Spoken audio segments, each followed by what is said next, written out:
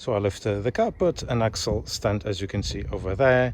The wheel is off, and now we are ready to start to remove the caliper. The process is very similar to the one we see on the Mark II, and I think the tools are virtually the same. To remove the caliper, I'm going to use this number 7 hex key. That's just really to remove the caliper from the carrier, and then to remove the carrier I use a number 18 socket. But first I'm going to remove this.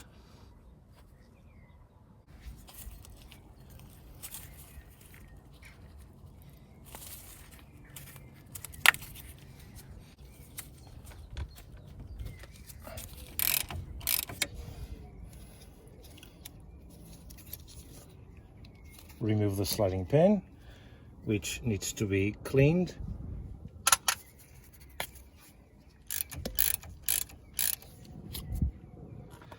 And then with a screwdriver or a pick tool, you just remove the retaining clip.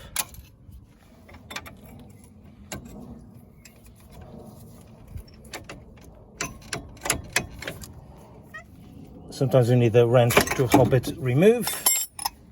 And then I'm going to secure it here in place for a second whilst I grab a piece of wire to suspend the caliper. Now that the caliper is being hung, I'm going to remove the carrier using an 18mm socket, and you can see the condition of the this caliper here. You could see it is wafer thin basically. That's not too good. Oh, come on, focus, you stupid thing. That's not very good. But then I found another problem. Yeah, this car has a broken spring, and it's due for an MOT in the next couple of days, so it's definitely going to fail. Bloody cars these days, they break springs like there's no tomorrow. Anyway, let's remove the caliper carrier now.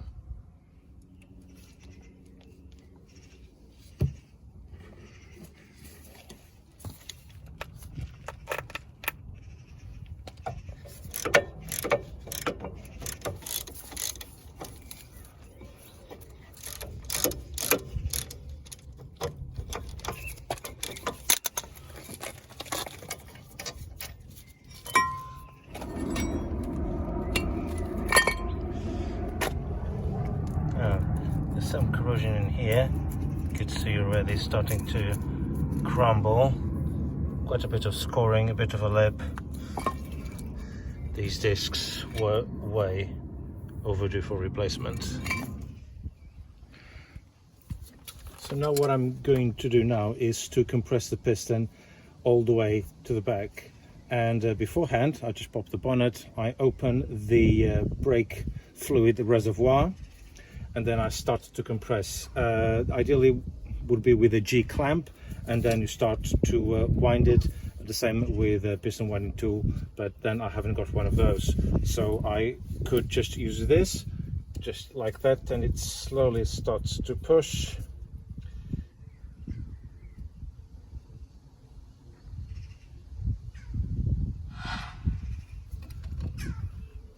Just give it a bit of a rest.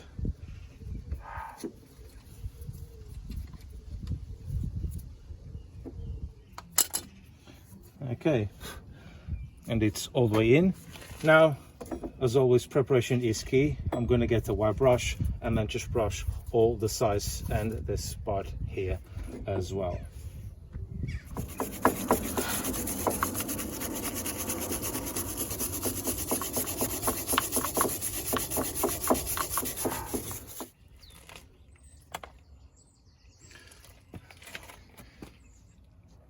Some items that are sometimes neglected are the guiding pins. So what I'm going to do is to give them a wire brush and then a coating of Textar.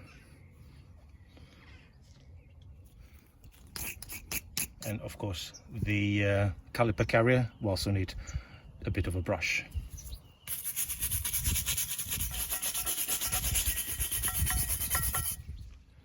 now just give this a little bit of a clean.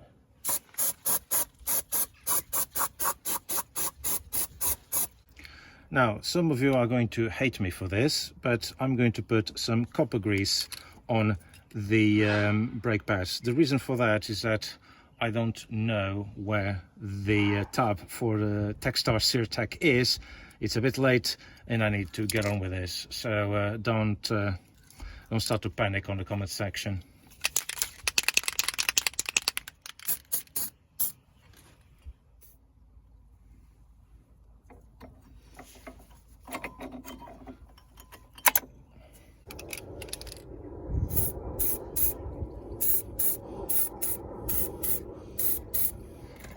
Now it's time to put the disc. Although these already have an anti-corrosive coating, I always like to give them a clean with a brake cleaner.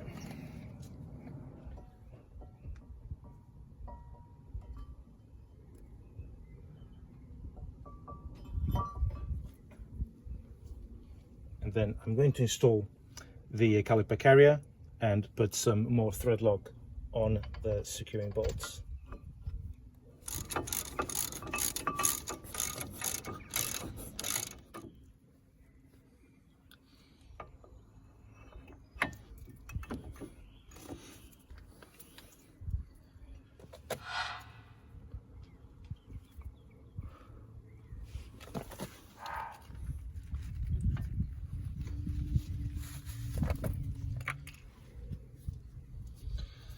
And last but not least, this retaining clip.